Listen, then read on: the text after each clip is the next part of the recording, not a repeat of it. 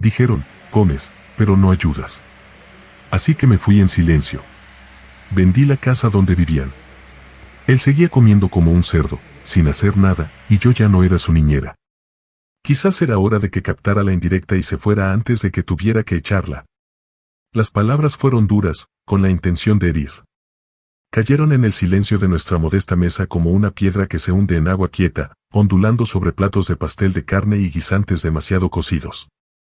Mi tenedor se detuvo en el aire, a medio camino de mi boca, y no me moví. Nada. Mi hijo seguía comiendo, cabizbajo, sin decir una palabra, sin mirarme. No me defendió, no protestó, ni siquiera parpadeó. Su silencio gritó más fuerte que su arrebato al otro lado de la mesa.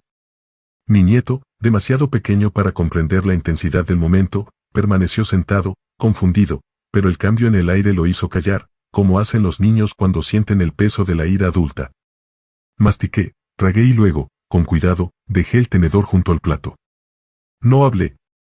No lloré. No di explicaciones.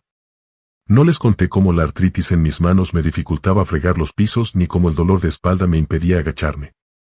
No les recordé cómo cocinaba cuando podía, doblaba la ropa cuando mis dedos me lo permitían, ni cómo había pasado toda mi vida, desde mi juventud hasta mi madurez, manteniendo unida a esta familia. Simplemente empecé a recoger los platos. Así respondí, no con rabia ni lágrimas, sino con la serena dignidad de quien había soportado mucho más que insultos. Más tarde esa noche, yacía en la habitación de invitados. Si es que se le podía llamar así. Era solo un trastero reconvertido, una cama individual sin armario y una ventana demasiado alta para mirar hacia afuera. El ventilador del techo chasqueaba con cada giro. Lo miré fijamente, esperando el sueño que no llegaba. Desde la sala, los oía reír, Samantha y mi hijo, sus voces bajas, el tintineo de una copa, un programa de televisión que no entendía. Mi nieto ya se había acostado. No lloré, pero algo frío se instaló en lo profundo de mi pecho. No era solo el insulto de esa noche, era la lenta erosión de los años. Llevaba mucho tiempo desvaneciéndose. Esa noche solo había agudizado las aristas, lo había aclarado. Pensé en el pasado, porque eso es lo que hacen las ancianas cuando no pueden dormir y nadie quiere oír sus historias. Pensé en los años en que mi esposo estuvo enfermo, muriendo lenta y dolorosamente. Yo fui quien lo ayudó a preservar su dignidad. Yo fui quien le lavaba la ropa cuando la ensuciaba, quien le daba de comer cuando no podía agarrar la cuchara. Yo fui quien evitó que nuestra casa se derrumbara con cinta adhesiva, cuerda y cupones recortados de periódicos viejos. Pensé en mi hijo Jason, cuando era solo un niño. Cómo trabajaba doble turno en la tintorería para comprarle útiles escolares, cómo le cosía botones al uniforme a altas horas de la noche. Recordé haberlo aplaudido con más fuerza en su graduación del instituto, aunque me senté atrás porque solo podíamos permitirnos 2 asientos, y le cedí el de delante a su novia. Y ahora, solo era una boca que alimentar. No me fui a la mañana siguiente. Habría sido demasiado simple, demasiado obvio. No. Me quedé. Preparé café, como todas las mañanas desde que me mudé. Doblé la ropa, recogí los juguetes que habían dejado en las escaleras y le arreglé un botón a la chaqueta de mi nieto sin que me lo pidiera. Pero no dije nada. 2 días después, se fueron de viaje de fin de semana, una escapada familiar. No me invitaron. Samantha dijo algo sobre que necesitaban espacio, solo un fin de semana para la pareja. Jason volvió a evitar mi mirada. Fue entonces cuando preparé una maleta, una bolsita con documentos, mi rosario y mi libreta de cuero. No dejé ninguna nota. Solo dejé la llave de casa, sobre la mesa de la cocina junto a un paño de cocina doblado que había lavado y secado esa mañana. Crucé la ciudad en autobús. Sin taxi. Sin ayuda. Solo yo y mis rodillas doloridas. La residencia no era lujosa, era una de las más baratas que encontré, con sábanas limpias y sin olor a desesperación. La recepcionista me dio un formulario para rellenar. No me preguntó por qué estaba allí. Quizás ya lo sabía. Sonreí durante todo el proceso, diciendo cosas como, solo me gusta la paz y la tranquilidad, y es solo temporal. Pero por dentro, me sentía vacía. Esa noche, me senté en el borde de la estrecha cama de la habitación que olía a guisantes cocidos y lejía. Miré por la ventana, pero no vi nada más que la sombra de un árbol. Y por primera vez, me pregunté, ¿me había convertido en una carga? ¿De verdad era solo alguien que comía? Ese pensamiento cruel y simple me acompañó hasta bien entrada la mañana. Pero entonces algo más se movió, una voz más tranquila que no había oído en mucho tiempo. Una que decía, ¿y si se equivocan? A la mañana siguiente, me preparé mi propio té, justo como me gustaba. Me envolví en la manta que había tejido a ganchillo 2 inviernos atrás y cogí el teléfono. James, dije con la voz ligeramente temblorosa. Hacía años que no hablaba con el mejor amigo de mi marido. James había sido nuestro abogado, ayudándonos con el testamento, el seguro y el papeleo después del cáncer. ¿Recuerdas la escritura de la casa?, pregunté. Hubo una pausa, y luego una voz suave respondió, sí, lo recuerdo todo de ese día. 3 días después, estaba sentada en su despacho, los mismos libros polvorientos, el mismo olor a cuero y papeles viejos. Sacó una carpeta y la deslizó sobre el escritorio. Deberías haber recibido una copia, dijo. La abrí. Allí estaba, mi nombre, la dirección, la firma. La casa. La casa que me habían dicho que dejara, la casa que una vez luché por conservar para mi hijo, era legalmente mía, por completo, desde 1994. Mi esposo la cedió antes de morir. Susurré, nunca se lo dije a nadie. James esbozó una suave sonrisa. Quizás ahora sea el momento. Tomé la carpeta. Tenía las manos firmes, el corazón no me latía tan rápido como debería. No sabía qué haría con este poder, pero sabía esto, no era solo alguien que comía. Y no dejaría que eso fuera lo último que recordaran de mí. 3 días después de dejar la casa, me paré frente a un edificio al que no había entrado en más de una década. Las letras de bronce aún deletreaban su nombre, James Callahan, abogado. James había sido el mejor amigo de mi esposo. Jugaron béisbol juntos en el instituto, fueron a la misma universidad y, de alguna manera, se mantuvieron leales incluso cuando la vida los llevó por caminos diferentes. James nos había ayudado a redactar nuestros testamentos, a gestionar el papeleo del seguro y a transferir la escritura de vuelta cuando el diagnóstico de cáncer de mi marido hizo que todo pareciera estar a punto de agotarse. Me senté en la silla de cuero frente a su viejo escritorio de roble, rodeada de polvo y libros legales que no se habían movido en años. Parecía mayor, por supuesto. Yo también. No dijo nada cuando entré, simplemente me sirvió una taza de té como siempre, 2 de azúcar, sin leche. Cuando por fin habló, fue en voz baja, sin preguntas, ¿quieres que saque la escritura? Asentí. James se movió con lentitud y precisión, abriendo un cajón cerrado con llave y sacando una gruesa carpeta manila. La puso delante de mí y la abrió con una reverencia que me recordó a un sacerdote revelando las escrituras. Ahí estaba. Mi nombre. El domicilio legal. La fecha, 12 de junio de 1994. La firma temblorosa de mi marido, certificada y notariada. La casa que fregué, pulí y alimenté durante generaciones era mía. Me habían dicho que la dejara. Y ahora, era total y legalmente mía, lo había sido durante 30 años. Miré la escritura como si fuera la fotografía de alguien a quien una vez amé, perdí y casi olvidé. No sabía que él cumplió, dije en voz baja. James sonrió con dulzura. Vino la semana después de recibir el diagnóstico terminal. Me dijo que no quería que terminara sin hogar. Dijo, ella construyó esta familia. Nunca debería tener que pedir quedarse en su propia casa. Me llevé la mano al pecho. Ese hombre había estado pensando en mí, no solo sentimentalmente, sino prácticamente, legalmente, con intención de protegerme, incluso mientras moría. Susurré, nunca se lo dije a Jason. James ladeó la cabeza. ¿Pensabas que nunca lo necesitarías? Respiré hondo. Pensé que siempre recordarían quién era. James asintió lentamente, como si comprendiera el dolor entre sus palabras. Lo he mantenido actualizado cada año, según las instrucciones, dijo. Impuestos, documentación, declaraciones de fideicomiso. Es hermético. Volví a mirar el papel. En el fondo, siempre supe que no era una invitada en esa casa. Pero verlo, tinta sobre papel, archivado en la oficina del secretario del condado, ligado a mi nombre, fue como si alguien hubiera retrocedido en el tiempo y me hubiera entregado una verdad que casi había olvidado. No había pedido caridad. Me habían robado la dignidad. Y ahora tenía las llaves. No las que tintineaban, sino las de verdad, las que liberaban el alma de la vergüenza. Quiero venderla, dije con voz firme. James no pestañeó. Redaré el papeleo discretamente, añadí. Quiero que lo oigan por carta, no por mí. Él tampoco lo cuestionó. Salí de su despacho con la carpeta apretada contra el pecho como si fuera una armadura. Afuera, el aire olía a hojas empapadas por la lluvia y a diésel. Un autobús pasó zumbando. El mundo seguía, pero dentro de mí, algo había cambiado. No era ira. Ni venganza. Solo equilibrio. Durante años, había vivido en su casa, pero la verdad era que ellos habían estado viviendo en la mía.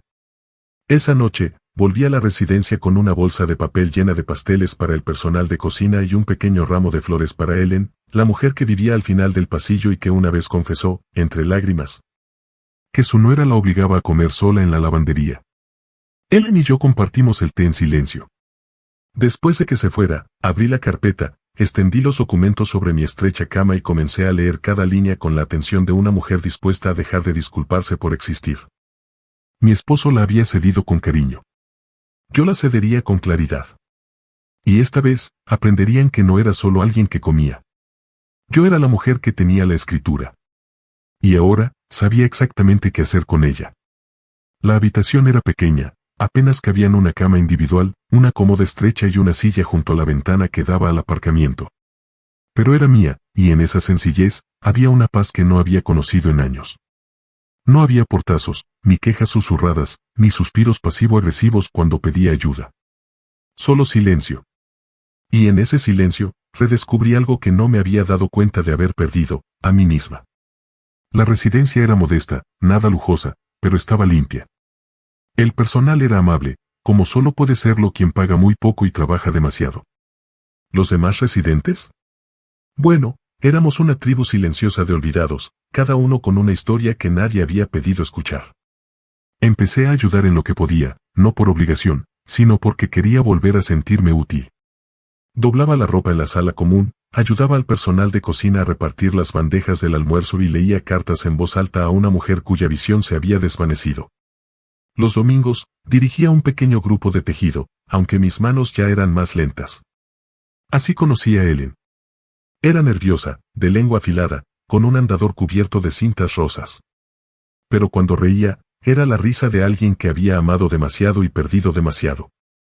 Compartíamos más que lana y té aguado. Ellen, como yo, había sido invitada a dejar la casa de su hijo tras la muerte de su marido. Había criado a 2 niños, sobrevivido al cáncer de mama y, a sus 79 años, aún le decían que era una carga. No lloró cuando me lo dijo una noche, pero vi el temblor en sus manos. Es como si me hubieran borrado, añadió con voz suave pero decidida. Conocía esa sensación. Y supe entonces que no moriría en una habitación que olía a antiséptico y guisantes hervidos sin asegurarme de que mi historia terminara con algo más que silencio. Ese fin de semana, volví a llamar a James. Nos vimos en la misma oficina, en el mismo escritorio, rodeados de las mismas carpetas pesadas. Estoy lista, dije. No me preguntó a qué me refería. Simplemente asintió y abrió el expediente.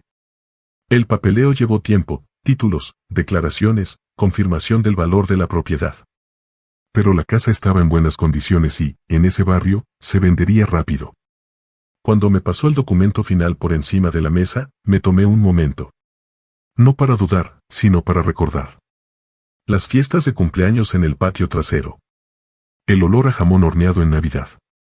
El día que mi marido me cargó al cruzar el umbral, medio riendo, medio aterrorizado por la hipoteca. Firmé con las manos más firmes de lo que creía haber dejado. Quiero que no se diga nada, dije. Sin avisos ni llamadas. James asintió. Recibirán la notificación al día siguiente del cierre del fideicomiso. Perfecto. Regresé a la residencia con una extraña mezcla de tristeza y satisfacción en el pecho. No lo hacía para castigarlos. Lo hacía porque, por primera vez en mi vida, me estaba eligiendo a mí misma. Esa noche, al deslizarme bajo las finas sábanas de mi estrecha cama, dormí como no lo había hecho en años, no porque por fin fuera libre, sino porque por fin había actuado. Pasaron 6 meses. Las estaciones cambiaron. Las hojas amarillaron y cayeron. El cielo pasó del calor del verano al gris sobrio del otoño. Casi había olvidado la fecha. Casi. Entonces James llamó. Está hecho, dijo simplemente. Los fondos están disponibles. La casa pertenece oficialmente a los nuevos dueños. Recibirás el extracto del depósito en 2 días. Le di las gracias y colgué. Esperé. No tardé mucho. La carta debió de llegar esa misma semana, por correo certificado, una del banco, otra de la inmobiliaria y otra entregada en mano, notificándoles que debían desalojar la casa en un plazo de 30 días. El domingo por la noche, mi hijo llamó. No contesté. Volvió a llamar al día siguiente. Y otra vez. Y otra vez. Finalmente, envié un mensaje, la transferencia era legal. La casa era mía. Simplemente retiré la comida que una vez pagué. Después de eso, hubo silencio. Durante un día. Entonces llegó. La voz de Samantha, estridente y quebrada por la incredulidad. Vieja malvada. Vendiste nuestra casa. Esta era nuestra casa. No alcé la voz. No dejé que mi tono cambiara. Simplemente respondí, no, era mi casa. Simplemente vivías allí, sin pagar alquiler, como si yo los hubiera alimentado. Ahora le toca a otra. Colgó. No, gracias. Ninguna disculpa. Solo furia. Esa noche, me quedé junto a la ventana de Haven House, observando el parpadeo de las luces en el patio. En algún lugar, Ellen tarareaba para sí misma, intentando recordar la siguiente estrofa de un himno. No sabía que me sentiría así. Ni triunfante. Ni amargada. Simplemente quieta. A la mañana siguiente, el teléfono volvió a sonar. Esta vez era Jason. Parecía un niño otra vez. Mamá, susurró, lo vamos a perder todo. Guardé silencio. No tenemos a dónde ir. Los niños. Samantha llora todos los días. Metí la pata. Debería haberla detenido. Debería haberle dicho algo. Lo dejé hablar. Cuando terminó, no discutí ni lo acusé. Dije lo que había ensayado en silencio. No te quito nada. Solo recupero lo que creías haber olvidado. No pido amor. Pido reconocimiento. Hubo una larga pausa. Entonces hizo la pregunta que ya sabía que me haría. ¿Hay alguna manera de deshacerlo? Y respondí con la verdad que necesitaba oír. Jason, lo di todo para criarte y nunca llevé la cuenta. Pero en cuanto tu esposa abrió la boca y tú no dijiste nada, algo cambió. No quiero tu dinero. Ni siquiera quiero tu disculpa. Solo quiero recuperar mi silencio. Y así es como me lo gano. La línea se cortó. Y no importaba, porque había dicho lo que tenía que decirse. Por una vez, no estaba rescatando a nadie. Simplemente estaba defendiendo la versión de mí que creían que se quedaría callada para siempre. Esa noche, me senté con una taza de té, el mismo que solía servirles con los panqueques del domingo y el jarabe de arce. Solo que esta vez, la dulzura era solo mía. Y la paz, como la venganza, no necesitaba gritar. Simplemente llegó. Hay un cajón en la vida de cada madre que guarda más de lo que parece. El mío era pequeño y de madera, escondido bajo una lámpara polvorienta en un rincón de mi habitación en Haven House. Contenía tarjetas de cumpleaños, rosarios, fotografías descoloridas y un cuaderno encuadernado en cuero que mi esposo me había regalado en nuestro 25º aniversario. En la primera página, con su letra, decía, por las cosas que nunca queremos olvidar. Y no lo había hecho. Esa noche, cuando la voz de Samantha dejó de resonar en mis oídos, abrí el cajón con las manos más firmes de lo que esperaba. El cuaderno olía ligeramente a lavanda y tomillo. Al principio, había sido un lugar para listas de la compra y recetas, notas rápidas de sermones de la iglesia, un recordatorio para enviar una tarjeta de agradecimiento. Pero con el tiempo, se había transformado silenciosamente en algo más, en un registro, no de amargura ni de culpa, sino de amor. De esos que se dan una y otra vez, sin que nadie los devuelva como recibo. Pasé las páginas. 1994 matrícula de Jason tras abandonar la escuela, 2.300 pesos. 1996 confirmé el préstamo del coche, pagué los primeros 5 meses, 1.800 pesos. 1999 factura de urgencias. Jason se negó a que el seguro de Samantha pagara, 740 pesos. 2001 regalo de bodas para una verdadera luna de miel, 5.000 pesos. 2005 alquiler cubierto durante 3 meses durante el desempleo, 3.600 pesos. 2008, compré una cuna y un cochecito para mi primer nieto, 1,200 pesos. Y así seguía. 30 años de silenciosa generosidad, momentos que había olvidado hasta ahora. Hasta que ser considerada una carga me obligó a rendir cuentas por lo que había llevado. Seguí leyendo. 2011, enganche para su segundo coche, 4,000 pesos. 2013, reemplazo de su calentador de agua cuando se rompió, 950 pesos. 2015, ayuda con los gastos de FIV, 7,000 pesos. 2020, compras durante la pandemia, 4,500 pesos en 5 meses. Total, más de 120,000 pesos. Quizás más. Nunca había calculado antes, pero ahora me obligaron a hacerlo. Recuerdo haberme susurrado a mí misma, antes donaba sin llevar la cuenta, pero me obligaron a empezar a contar. Y me rompió el corazón verlo todo al descubierto. No porque me arrepintiera, sino porque habían fingido que nunca había sucedido. Así que hice copias. Cada página cuidadosamente etiquetada y organizada. Y se las di a James, mi abogado, como una especie de testamento vital, un testamento, no de riqueza material, sino de trabajo maternal. Esto no es por venganza, le dije. Esto es para que algún día, si me preguntan, no tenga que decir ni una palabra. Las cifras hablarán por sí solas. Me miró por encima de su escritorio de caoba y asintió lentamente. No te equivocas, Ruth, dijo. Por fin estás siendo honesta sobre lo que costó.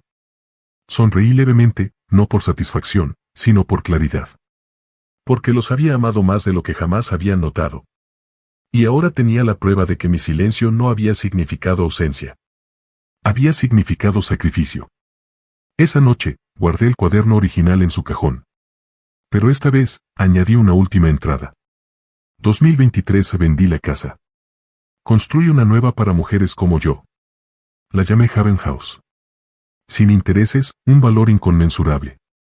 Cerré el cuaderno y susurré, pensaban que solo era una anciana que comía sin dar. Pero los alimenté a diario durante décadas, y ahora, por fin, me alimento a mí misma. Cuando se vendió la casa, el dinero no me pareció un triunfo. Me pareció un cierre. No lo gasté en cruceros, ni en ropa nueva, ni en venganza. No quería darles una lección. Quería construir algo que hablara más alto que el resentimiento. Así que me puse a buscar, no un lugar donde vivir, sino un propósito. Empezó con una visita a un pequeño edificio en la zona este de la ciudad, 4 apartamentos, pintura descolorida, un porche hundido que necesitaba madera nueva. Pero tenía buena estructura. Y era tranquilo. La agente me miró como si estuviera perdida. La mayoría de la gente de tu edad busca comunidades de jubilados, dijo. Esto no es precisamente lujo. No busco lujo, respondí. Busco uso. La compré ese mismo día. Luego la llamé Haven House. Debajo de la placa, añadí una sencilla frase grabada en la madera. Aquí nadie demuestra su valía para quedarse. No quería que fuera solo un refugio. Quería que fuera un bálsamo. Un lugar para mujeres como yo, como Ellen, como los muchos ancianos invisibles a quienes se les había dicho que eran una carga, que habían sido tolerados, no amados, ignorados, no apreciados. Me llevó unas semanas poner las cosas en orden. Contraté a un manitas local, Tommy, cuya madre también había estado en una residencia. Trabajó los fines de semana gratis una vez que supo cómo sería la casa. Estás construyendo algo bueno, dijo. Es raro hoy en día. Pintamos paredes, plantamos hierbas aromáticas en bañeras viejas convertidas en parterres y amueblamos las habitaciones con calidez en lugar de etiquetas de precio, sillas mullidas, buena iluminación, una tetera siempre lista. Invité a Ellen a ser la primera residente. Lloró al entrar. No me olvidaste, susurró. Claro que no, dije. Recordamos a quienes han sido olvidados. Ellen fue solo la primera. Recibimos a 3 más, mujeres con historias grabadas en las arrugas de sus ojos. Algunos habían sido expulsados por sus hijos. Otros habían sobrevivido todos sus seres queridos. Estaba la señorita Beatrice, que solía ser maestra de escuela. Todavía nos corregía la gramática con un guiño. Estaba Marion, que una vez tuvo una floristería y ahora cultivaba albahaca en el alféizar de la ventana como si fuera el premio de su vida. Y estaba Roland, nuestro primer hombre, un viudo que cocinaba mejor que cualquiera de nosotros y siempre tenía un chiste preparado. Me convertí en el gerente no oficial. Compraba la comida, organizaba las visitas al médico y les ayudaba a revisar sus documentos legales cuando era necesario. Los jueves, preparaba té y leía el periódico local en voz alta.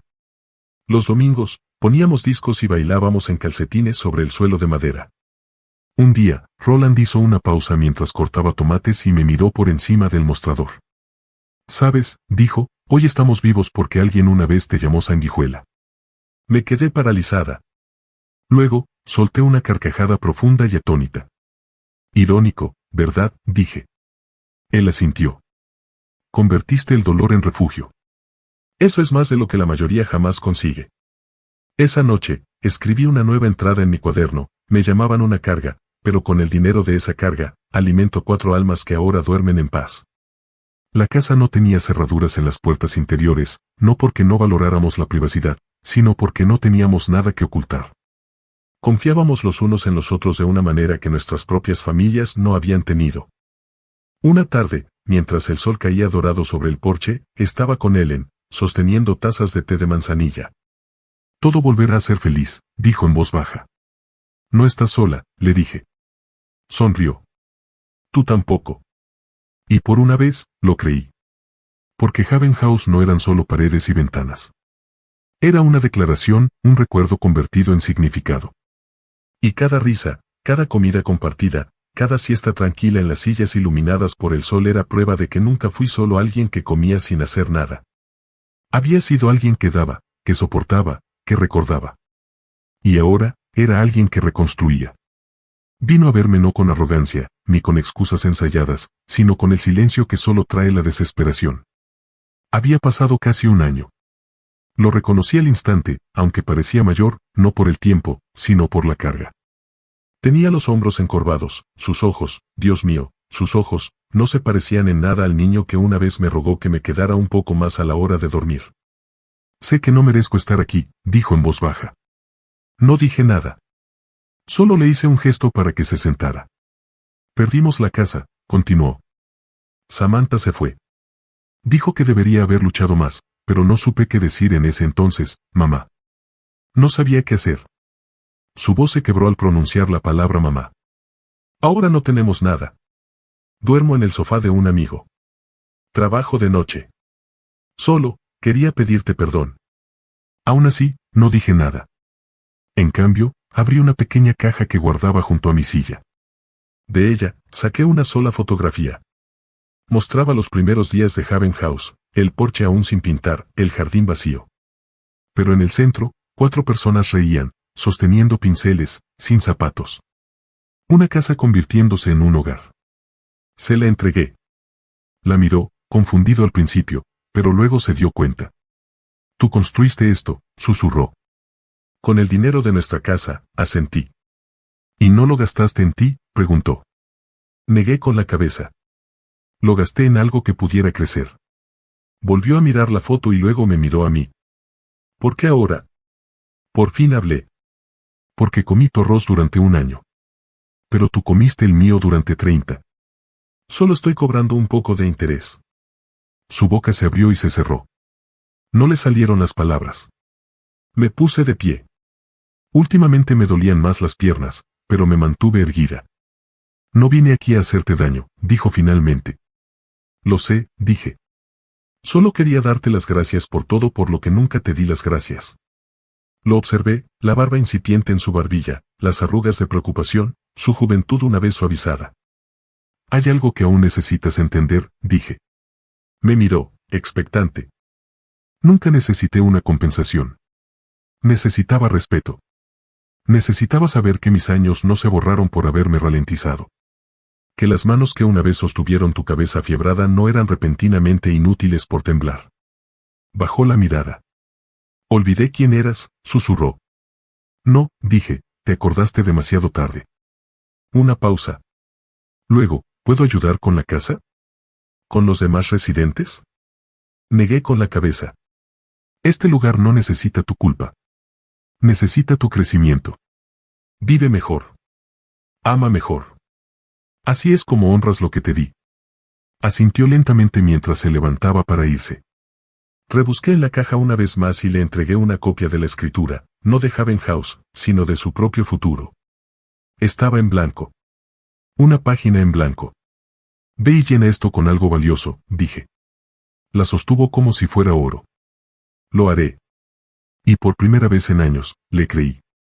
Era una tranquila tarde de primavera, de esas que transcurrían lentamente, como si el día no tuviera ninguna urgencia.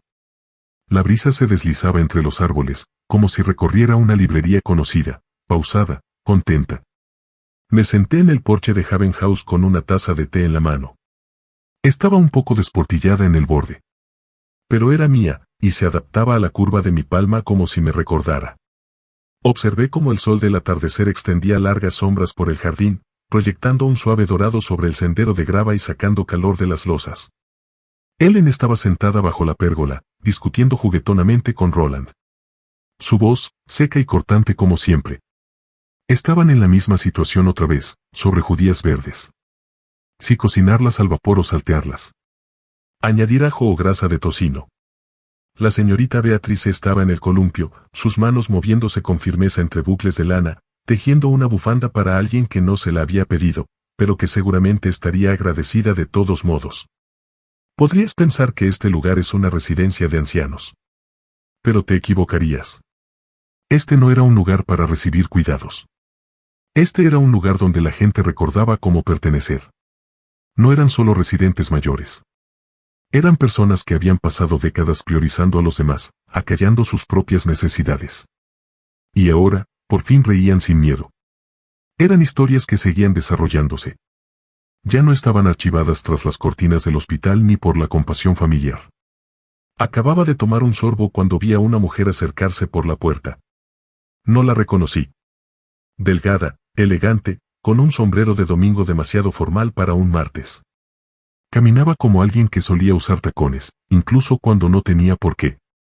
El tipo de mujer que había practicado sonreír con la dosis justa de reserva. Se detuvo, miró a su alrededor, luego subió los escalones del porche y se sentó a mi lado, sin preguntar. Algo en su presencia no exigía permiso. Simplemente se asentaba. ¿Eres la dueña?, preguntó. Asentí. Volvió a mirar el jardín, el bebedero desportillado con un solo gorrión saltando, las campanillas de viento caseras hechas con cubiertos viejos y cuentas de cristal. El alboroto de flores desparejadas que alguien había plantado sin ritmo, pero no por amor. Este lugar se siente libre, dijo, casi como una confesión. Me miró, luego estudió mi rostro surcado, el temblor en mi mano que ya no intentaba ocultar, la suavidad en mis hombros que una vez soportaron el peso de 3 vidas. ¿Por qué no vives con tus hijos?, preguntó con suavidad, no como una acusación, sino solo curiosidad envuelta en cortesía. No respondí de inmediato. Dejé que la pregunta flotara entre nosotras, ligera como el polen suspendido en el silencio de la tarde. La dejé respirar y luego sonreí. Solía, dije. Pero aquí me necesitan. No me toleran. Aquí nadie me pide que friegue el suelo para ganarme la comida. Nadie espera que me disculpe por estar viva. Sus ojos no se abrieron de par en par por la sorpresa. Simplemente se suavizaron, como si supiera. Como si tal vez ella también tuviera una. Una nuera con una sonrisa forzada. Un hijo con excusas cansadas. Un rincón tranquilo en la casa de otra persona, donde la acomodaron en lugar de darle la bienvenida. Nos sentamos así un rato. El silencio entre nosotras estaba lleno de comprensión. En algún lugar dentro, la tetera empezó a silbar una canción que había llegado a amar. Una vieja amiga que me llamaba para que volviera a entrar en busca de calor. La voz de Ellen volvió a resonar desde la pérgola, fuerte y testaruda. Me da igual lo que diga Roland, moriré antes que coser judías verdes. La risa de Roland le respondió, recorriendo el jardín. La señorita Bea rió entre dientes, sin levantar la vista de su relato. La mujer a mi lado sonrió. Esta vez, una verdadera. Una que empezó en sus ojos. Creo que ya lo entiendo, dijo en voz baja. Asentí, bebiendo un sorbo de té. No siempre tienes que ganar la pelea, dije. A veces, simplemente alejarte es lo más ruidoso que puedes hacer.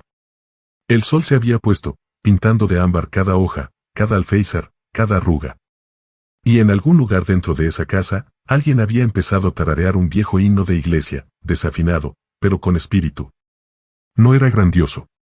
No era dramático. Pero era suficiente. Suficiente para recordarme que las vidas más tranquilas a veces dejan el eco más profundo. Suficiente para hacerme saber que los años que creía robados habían vuelto a florecer aquí, en tazas de té desportilladas, en debates sobre judías verdes y en bufandas que nadie pidió. Esta era mi justicia. No un tribunal. No era venganza. Solo una silla en un porche y la certeza de haber construido algo que sobrevivió a la amargura. Y quizás, solo quizás, ese fue el final más poderoso. O mejor dicho, el comienzo más hermoso.